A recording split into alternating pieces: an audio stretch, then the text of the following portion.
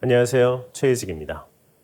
인생은 우상향입니다. 그래서 우리는 성공할 수밖에 없는 세상에 살고 있습니다. 제가 이 말을 유튜브에서도 그렇고 계속 하는 이유가 있습니다. 실제로 세상의 구조가 그렇게 되어 있기 때문인데요. 여러분 모두 저를 포함해서 이 구조가 진리라는 걸 기본 전제로 깔아야 합니다. 그래야 이 세상을 자신이 원하는 대로 만들며 살아갈 수 있어요. 그리고 자신이 원하던 삶으로 살 수 있어요. 우리가 지금까지 되지 않았던 이유가 바로 이겁니다. 세상을 바라보는 관점 때문이에요. 제가 여러분께 한번 여쭤볼게요.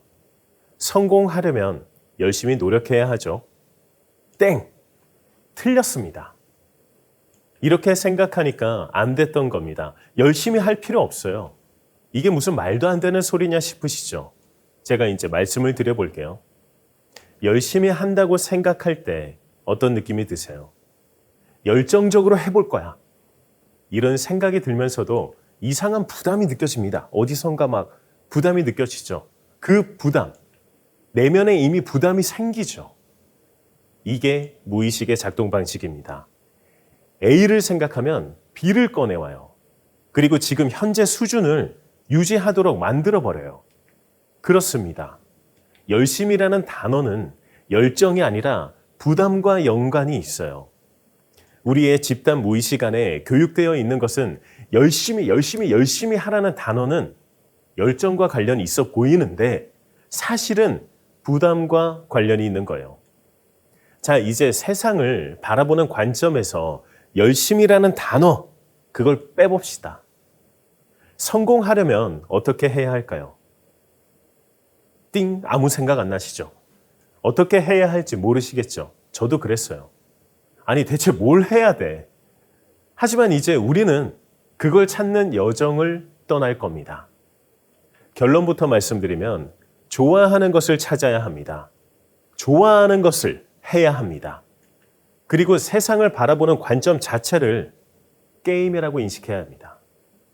세상 자체가 게임이기 때문에 좋아하는 것만 해도 충분히 자신이 원하는 만큼 먹고 살 수 있는 것으로 바라봐야 합니다.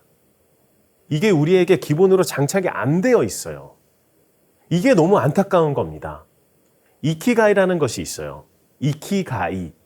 자신이 좋아하는 것, 현재 하는 취미 활동들을 적어보는 겁니다. 그리고 그것 중에 수익이 날 수 있는 것들을 추리고 그 중에서 사람들에게 도움을 줄 수 있는 접점을 찾아보는 거예요. 제가 이걸 처음 써보려고 할 때 어땠는지 아세요? 한 글자도, 단 한 글자도 못 썼어요. 왜 못 썼을까요? 단 한 번도 나에 대해서 생각을 하지 않고 남이 나를 어떻게 볼까만, 제가 나를 어떻게 보지? 이 생각만 했던 거예요. 이러니 남이 나를 어떻게 봐주면 좋을지에 대한 가면만 쓴 채 속은 전혀 그렇지 않으면 살아왔으니까 실제로 한 글자도 못 썼다는 거죠. 만약 쓰기 시작했다 해도 내가 이걸 실제로 좋아하는 것이 맞나? 이런 생각이 드는 거죠.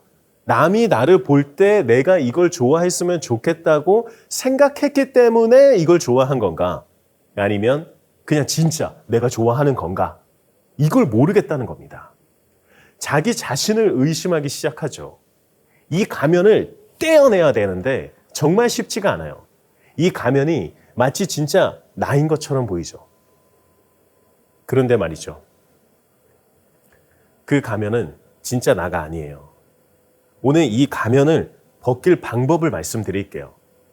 좋아하는 것을 찾지 말고 싫어하는 것을 찾는 겁니다. 때로는 정답이 매우 명확하기 때문에 그 답을 생각하지 못할 때가 있어요. 자기 자신을 스스로 알고 있는데 그 답을 생각해내지 못하는 거죠. 뇌는 유전적으로 부정적인 상황을 더 잘 기억하게 세팅이 되어 있습니다. 그렇게 되도록 그냥 설계가 되어 있어요. 왜냐하면 인류가 처음 출현했을 때는 맹수의 위협에서 빠르게 벗어나야 했기 때문에 이건 수많은 책에 나와 있는 과학적인 증거입니다. 뇌는 그렇게 느리게 진화했지만 세상은 엄청 빠르게 변했죠. 지금은 맹수의 위협이 아니라 다른 것을 경계해야 할 때죠. 맹수는 이제 동물원에만 있으니까요. 하지만 아직까지도 뇌는 맹수의 위협에서 벗어나도록 세팅되어 있습니다. 그래서 이를 역이용해 보는 겁니다. 다시 말씀드릴게요. 좋아하는 것 찾으려 해도 남들이 나를 어떻게 봐줬으면 좋겠다는 가정 하에 나오게 될 확률이 높아요. 그러니 싫어하는 것을 찾으세요.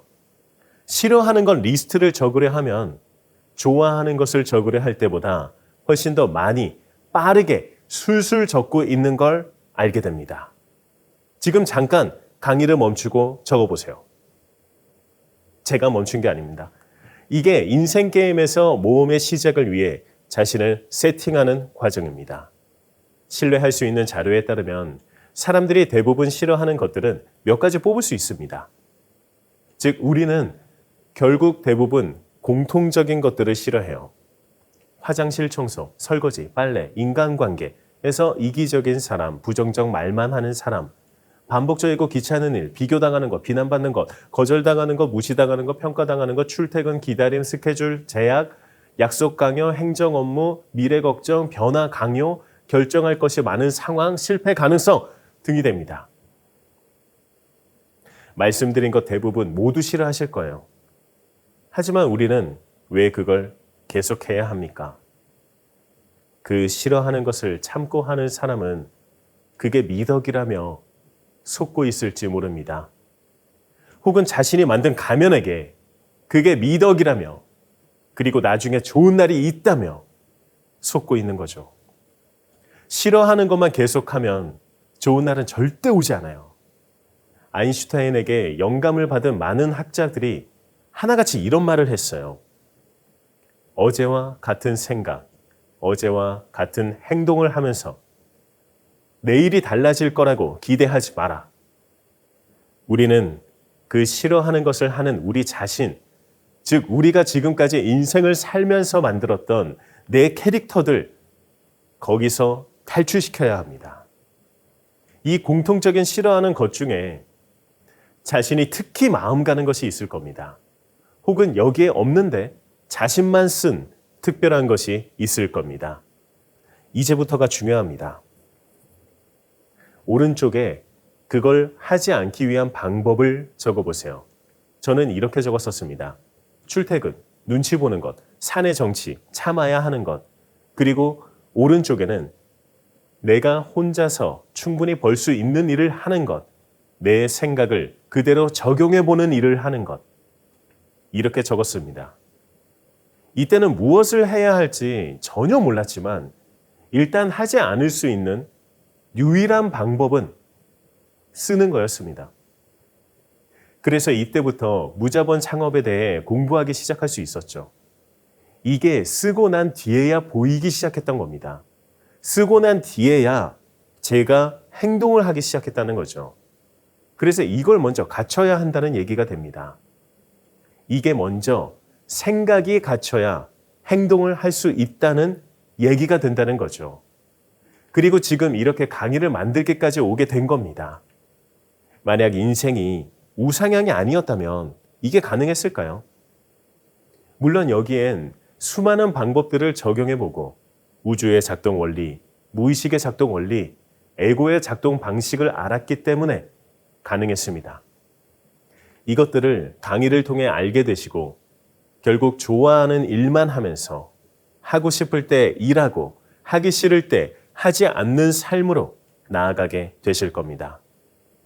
오늘은 첫 강의지만 여기서 중요하게 짚고 넘어갈 게 있습니다. 바로 이렇게 쓰는 행위를 통해서 자기 자신을 어렴풋이 알아가고 있었다는 거죠. 그리고 그 쓰는 행위로 스스로 자신을 달리 보는 마법이 실행되기 시작한 겁니다. 모험의 시작은 바로 여기서부터예요. 바로 자신의 생각을 달리 할 수 있는 것.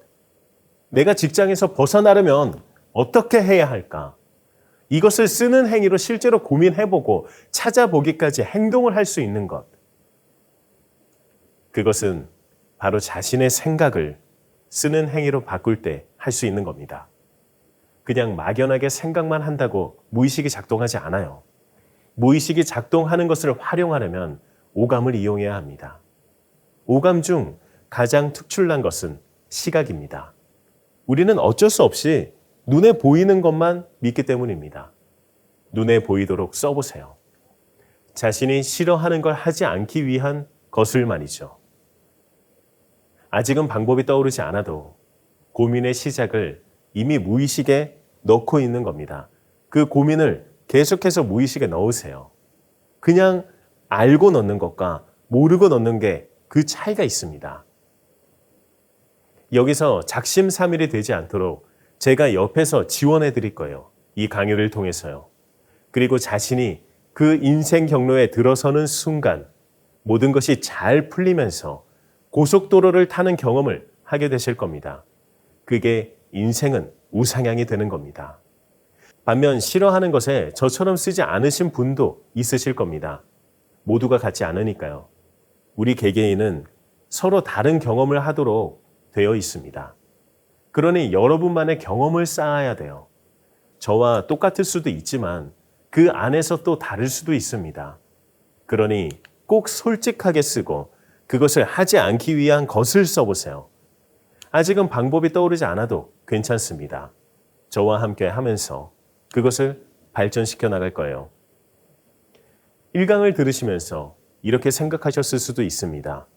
결국 싫어하는 걸 써보라는 거잖아. 서론이 왜 이렇게 길어? 그런데 여러분, 그냥 쓰는 것과 알고 나서 쓰는 것은 천지 차이예요. 무의식이 작동하는 원리를 알고 쓰는 겁니다. 그래서 우리가 좋아하는 것을 찾는 게 아니라 싫어하는 것을 먼저 찾은 거예요. 열심이라는 단어가 열정과 관련이 있어 보이지만 사실 무의식에선 부담과 관련이 있는 것처럼 그 무의식의 작동 방식을 활용해서 이렇게 싫어하는 것을 찾는 겁니다. 여러분은 아마 제 강의를 들으면서 알게 모르게 이해가 가고 납득을 하셨기 때문에 이게 쉽게 느껴지는 겁니다. 원리를 모르는 채 일단 쓰라고 해서 쓰면 머릿속에 남는 것이 없어요. 만약에 제가 좋아하는 거 찾는 거는 좀 어려울 수 있으니까 싫어하는 것부터 한번 써보세요 하면 쓸 수는 있어요. 근데 이걸 왜 써야 되는지 몰라. 그러면 쓰긴 썼는데 이걸로 내가 뭘 변화해야 할지를 찾지를 못하는 거예요. 원리를 모르는 채 쓰면 일단 쓰라고 해서 쓰면 머릿속에 남는 것이 없어요. 이유를 모르니까 그냥 스쳐 지나가는 행동을 해버린 꼴이 됩니다. 뇌 자체가 안 그래도 수많은 정보들을 받아들여야 하는데 그냥 해버리는 행동은 기억에 담지 않도록 설계가 또 되어 있습니다. 이런 내용들도 후에도 다룰 겁니다. 그러니 지금은 그저 따라와 주세요. 여러분의 즐거운 삶을 위해서요. 다음 강의는 말씀드렸던 것처럼 오늘 쓴 것들을 발전시켜 나갈 거예요. 각자 자신에게 맞는 방식으로요. 그것이 뭐가 될진 저도 모릅니다. 그건 여러분만이 알고 있습니다. 그걸 저는 끄집어낼 뿐입니다. 다음 강의에서 뵙겠습니다.